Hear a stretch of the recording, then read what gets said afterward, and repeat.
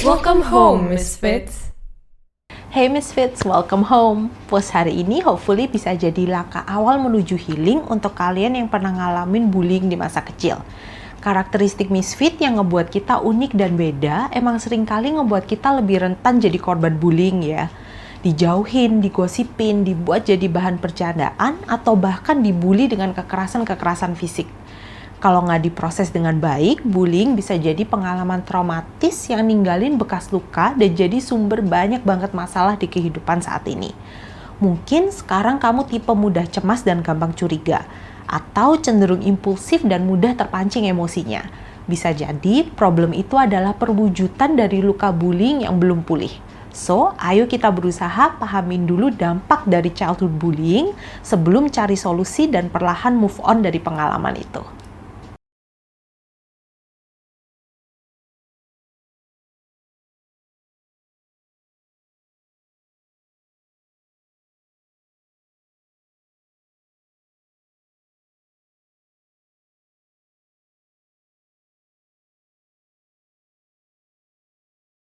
Selama ngalamin bullying, kita seringkali dengar kata-kata yang nyakitin. Mulai dari tentang penampilan, kemampuan, cara kita berperilaku, atau pokoknya hal-hal yang ngebuat kita ngerasa seakan ada yang salah sama diri kita. Semua hal itu tentu bisa berdampak banget ke kepercayaan diri dan juga self-esteem kita. Ngerasa nggak berharga, nggak mampu, jadi serba ragu dan takut, bisa jadi dampak bullying yang terus ngerugiin dirimu bahkan sampai ke masa dewasa ini. Masalah self-esteem itu misalnya bisa muncul di kesulitan saat ngambil keputusan hidup, mulai dari hal-hal kecil bahkan sampai ke keputusan besar seperti jalur kuliah dan juga deal pekerjaan.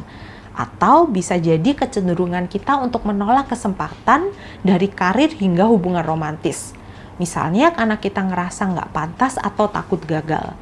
Banyak banget yang diambil dari kita kalau problem self-esteem dari bullying ini nggak kunjung teratasi. Perlakuan kasar, cemooh yang berulang, dan juga kejadian-kejadian pahit semasa bullying bisa nimbulin persepsi di diri bahwa orang sekitar pasti punya niat jahat dan ingin nyakitin kita. Trust issue atau masalah kepercayaan yang timbul dari pengalaman bullying bakal berdampak banget ke kemampuan kita dalam menjalani hubungan. Di satu sisi, trust issue bisa ngebuat kita cenderung menarik dan menutup diri, atau ngebuat kita justru menjadi defensif yang berlebihan. Jadinya sering tersinggung dan bersikap gusar ke sekitar. Kesulitan buat ngejalanin hubungan sampai ke taraf yang benar-benar personal dan mendalam juga sering dialami seseorang dengan trust issue. Misalnya, kecenderungan untuk ninggalin sebuah hubungan sebelum masuk ke jenjang yang lebih serius. Semacam, lebih baik aku ninggalin kamu dulu sebelum kamu ninggalin aku. Sulit buat bisa ngedapetin hubungan yang sehat dan romantis kalau kita masih ngebawa luka lama dari pengalaman bullying kan ya. Trauma yang dirasain semasa bullying juga bisa nimbulin beberapa gangguan kejiwaan yang tergolong cukup serius. Mulai dari gangguan kecemasan, depresi, hingga gangguan stres pasca trauma atau yang sering disingkat sebagai PTSD. Beberapa gejala PTSD yang bisa timbul akibat bullying bisa berupa memori tentang bullying itu yang terus-menerus menghantuimu, bahkan sampai terbawa mimpi dan mengganggu tidur.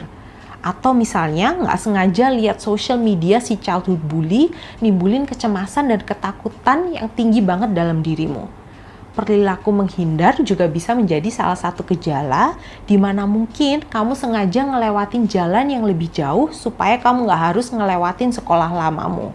Atau menolak pergi ke reuni sekolah karena rasa cemas yang sangat berlebihan. Akan sulit sekali buat kita untuk bisa ngejalanin hidup secara optimal kalau kita nggak berusaha ngelakuin pemulihan diri dari pengalaman bullying dan cari bantuan dari kecemasan, depresi, atau PTSD yang kamu alamin.